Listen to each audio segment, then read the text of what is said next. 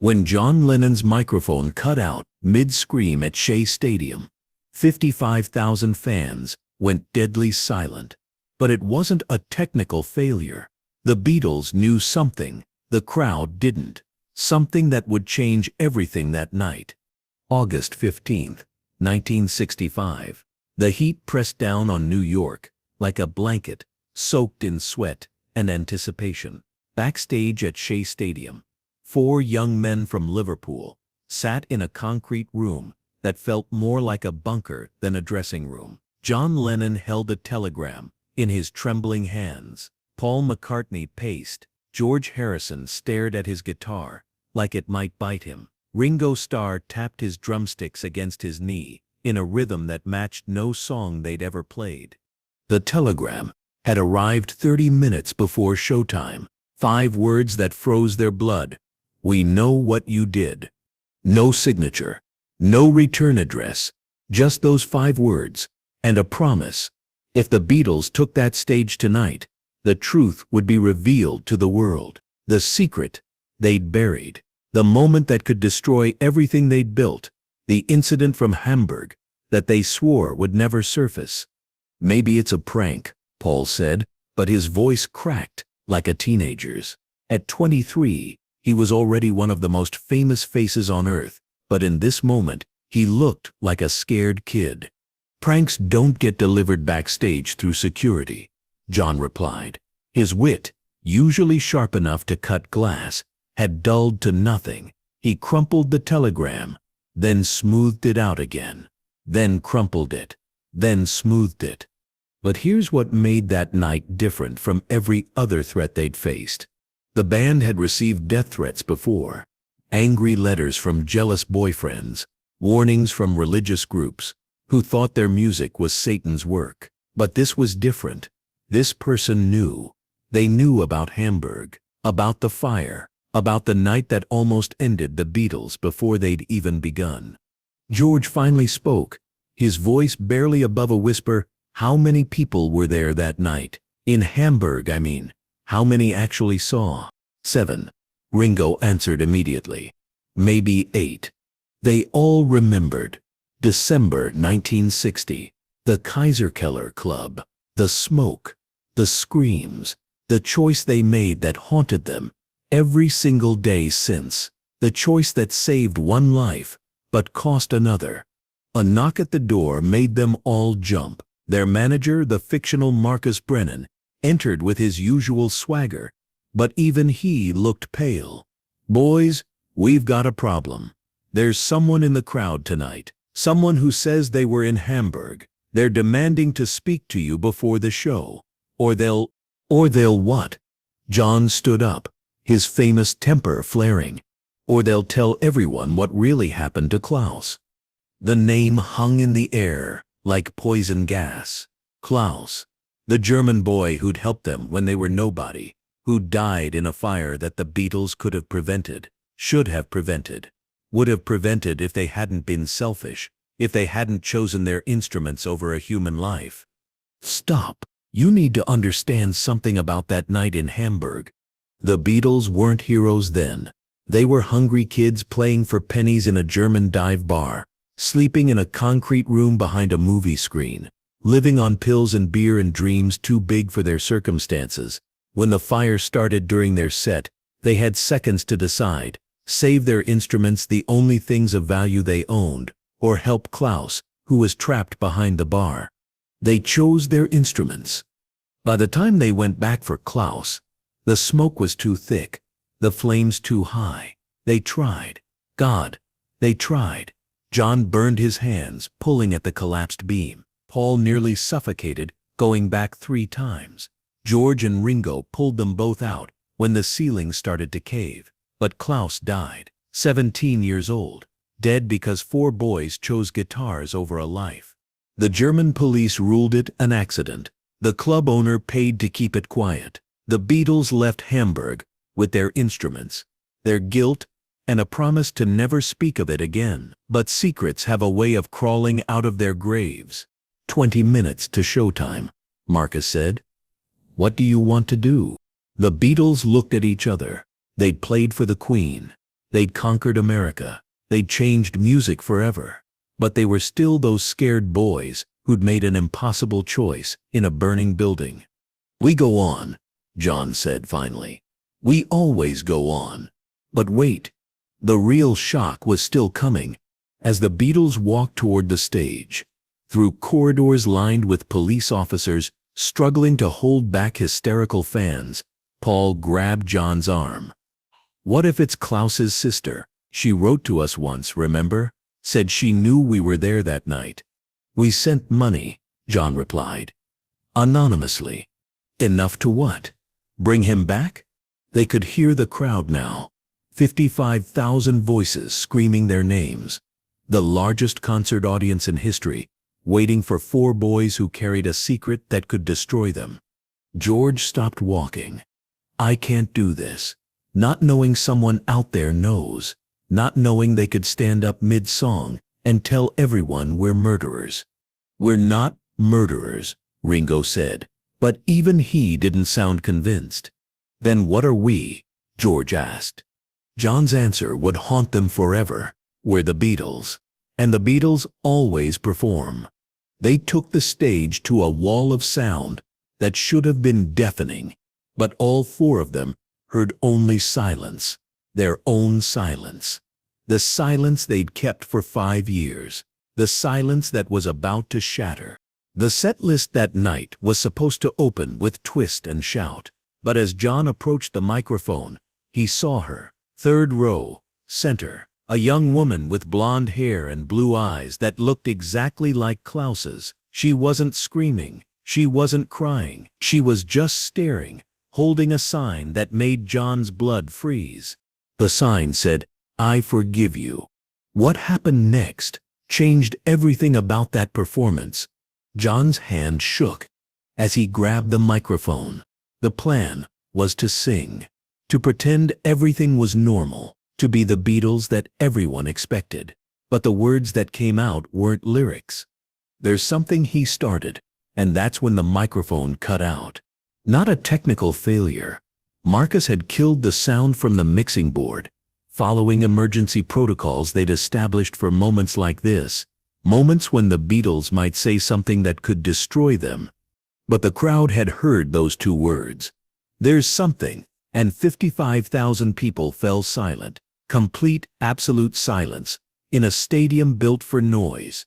Paul stepped to his microphone, but it was dead too. George's, Ringo's, all dead. The Beatles stood on the largest stage of their careers, in front of the largest crowd they'd ever faced, with no way to speak, no way to sing, no way to explain. And that's when the crowd saw John Lennon cry.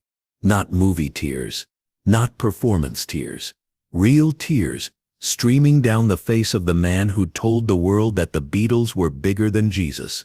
The crowd remained silent, transfixed, as Paul put his arm around John, as George and Ringo moved closer, four boys from Liverpool, standing in front of the world, broken by a secret they couldn't speak. The woman in the third row, Klaus's sister, they were sure now, stood up. The security moved to stop her, but she wasn't rushing the stage. She was walking, slowly, deliberately. Every eye in the stadium followed her. This is where the story takes its most incredible turn.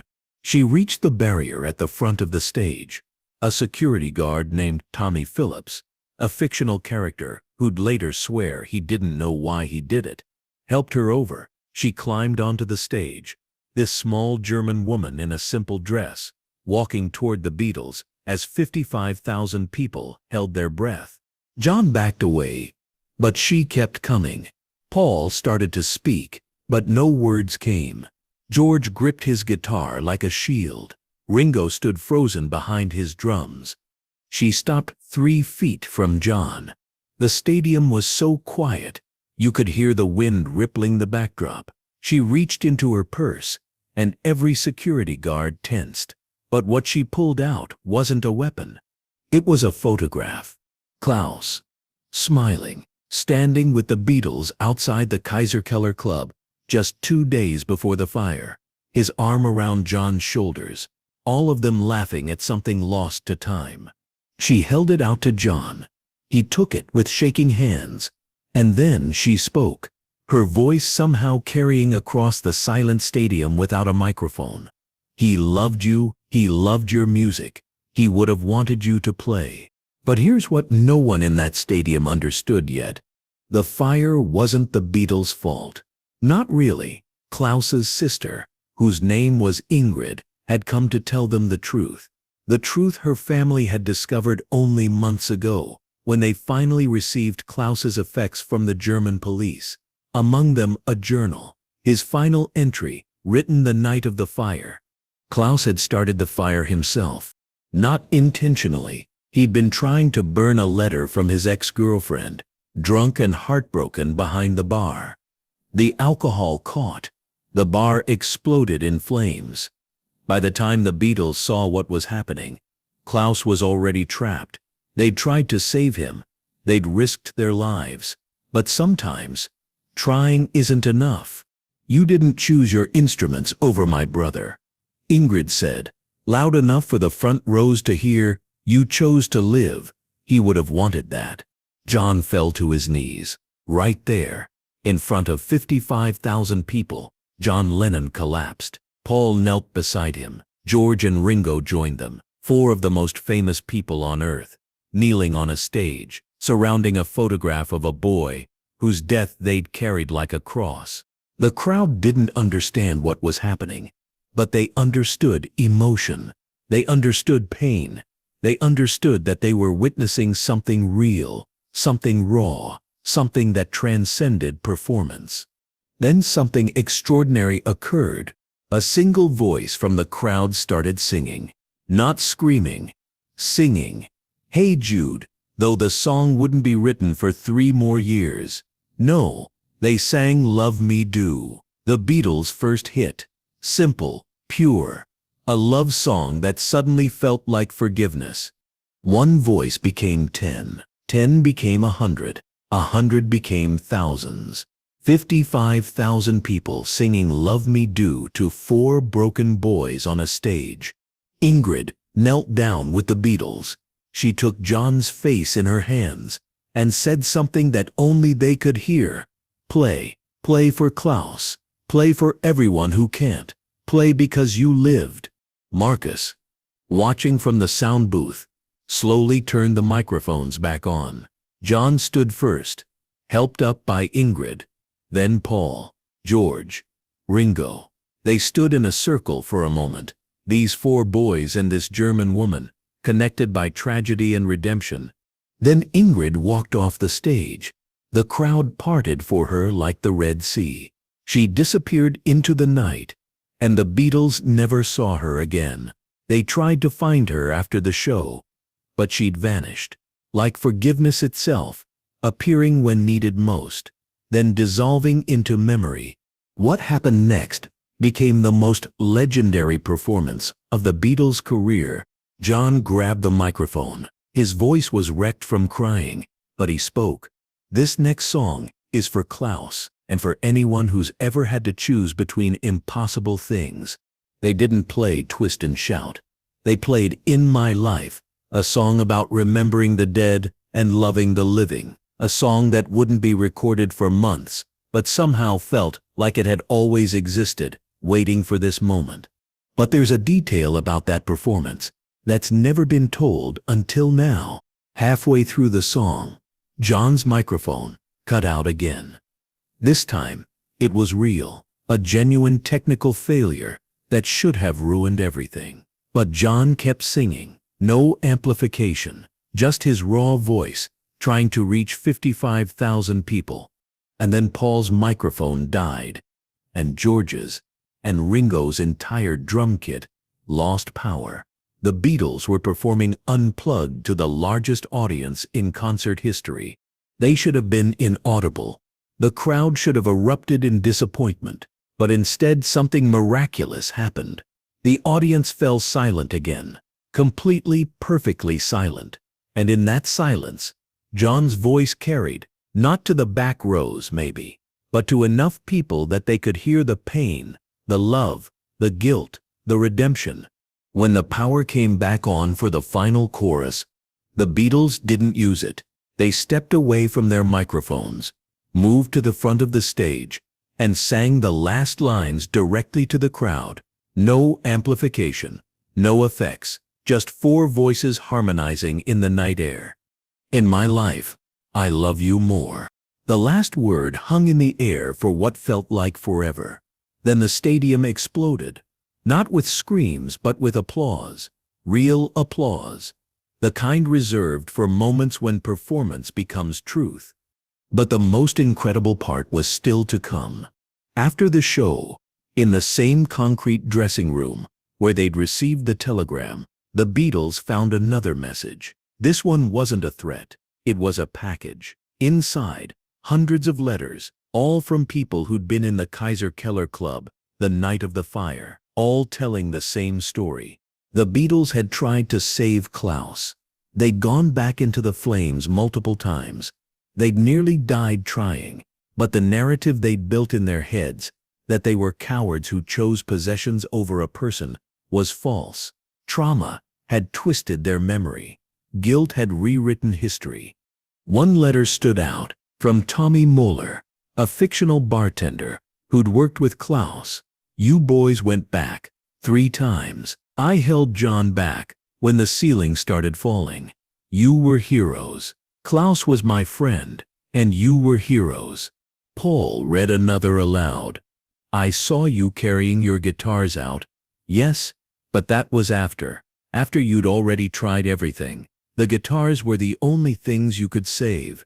Don't you remember? You went back for Klaus first. The guitars were last. Memory is strange. Guilt is stranger. The Beatles had spent 5 years believing a version of that night that wasn't true.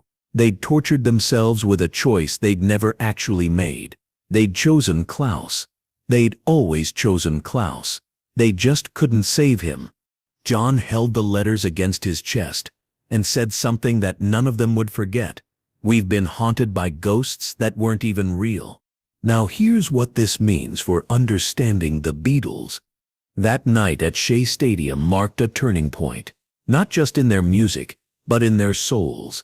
The weight they'd carried, unnecessarily, as it turned out, had shaped every song, every performance, every moment of their careers. The guilt had driven them to perfection, to kindness, to using their platform for good, but it had also been slowly destroying them. After Shea Stadium, the Beatles were different, freer. Their music became more experimental, more honest, more vulnerable. Sgt. Pepper's, The White Album, Abbey Road, all of it was influenced by that night, when they learned that forgiveness isn't just something you receive. Sometimes, it's something you have to give yourself. But there was one more secret about that night. The woman who claimed to be Klaus's sister. The investigation the Beatles launched after the concert could find no record of Klaus having a sister named Ingrid, no record of her entering the United States, no record of her existing at all. The real Klaus, the boy who died in Hamburg, had been an only child. So who was she? An angel? A manifestation of their collective guilt? A very real woman, with her own mysterious reasons for freeing the Beatles from their past? They never found out. They never stopped looking, but they never found out. Years later, John would say in an interview, "Sometimes salvation comes in forms we don't understand. Sometimes forgiveness has blonde hair and blue eyes and a German accent. Sometimes the universe sends exactly what you need, exactly when you need it, even if it makes no logical sense." Paul added, "We played 1,000 concerts. Shea Stadium wasn't the largest by the end, but it was the most important. It was the night we stopped carrying Klaus. Or maybe it was the night Klaus finally let us go." George's take was simpler. "I believe in angels. I didn't before that night, but I do now." Ringo, ever practical, said, "Real or not, she saved us from ourselves mostly. That's what matters." Hold on, because the story doesn't end there. 3 months after Shea Stadium, the Beatles received one final message about that night. Not a telegram or a package. This time, it was a photograph, slipped under their dressing room door at a concert in London. The photograph showed the crowd at Shea Stadium from behind the stage, a perspective the Beatles couldn't have seen. In the crowd, circled in red ink, was the woman who'd claimed to be Ingrid, but next to her, also circled, was something impossible. A young man who looked exactly like Klaus. Same age he'd been when he died, same clothes he'd worn in their last photograph together, standing in the crowd at Shea Stadium, 5 years after his death, watching the Beatles perform. On the back of the photograph, 2 words in German, Danke schön. The Beatles never spoke publicly about the photograph. They kept it in a safety deposit box that they all had keys to. Sometimes, one of them would go look at it alone, just to remind themselves that some mysteries are meant to stay mysterious, that some forgiveness comes from places beyond understanding. The truth about what happened at Shea Stadium depends on what you believe about the universe. If you believe in the rational, then a disturbed woman, with an incredible resemblance to someone from the Beatles' past, gave them the therapeutic moment they needed to process their trauma. The photograph was doctored. The story was coincidence wrapped in meaning. If you believe in the mystical, then Klaus and his fictional sister, or perhaps his guardian angel, visited the Beatles one last time to free them from a guilt that was destroying their light. The universe itself intervened to save 4 boys who changed the world but couldn't forgive themselves. The Beatles never said which version they believed, but their music after Shea Stadium contained a joy that had been missing, a lightness. As if a weight had been lifted, as if chains had been broken, as if the dead had given them permission to live. The final truth about that night is this: when the Beatles broke up in 1970, they cited creative differences, personal tensions, and business disputes. But in private, they all knew the truth. They'd stayed together 5 years longer than they would have, because of Shea Stadium, because of Klaus, because of Ingrid, whoever or whatever she was. The guilt had been killing them, but it had also been binding them. When the guilt lifted, they were finally free to go their separate ways, not in anger, but in peace. The Beatles ended not because they hated each other, but because they'd finally learned to love themselves. John's final words about that night, spoken just days before his death in 1980, were Shea Stadium was our exorcism. We went in haunted and came out human. The crowd came to see the Beatles, but what they witnessed was 4 men being saved. They just didn't know it. Hell, we barely knew it ourselves. The recording of the Shea Stadium concert exists. You can watch it. You can see the moment John's microphone cuts out. You can see him crying. You can see the crowd falling silent. But the film doesn't capture Ingrid. Every frame where she should appear shows only empty space, as if she was never there at all, or as if some things are too sacred for cameras to capture. The Beatles carried many secrets, but after Shea Stadium, they carried one less. And sometimes, in the music industry built on image and illusion, one less secret is the difference between survival and destruction, between humanity and mythology, between 4 boys from Liverpool and the Beatles.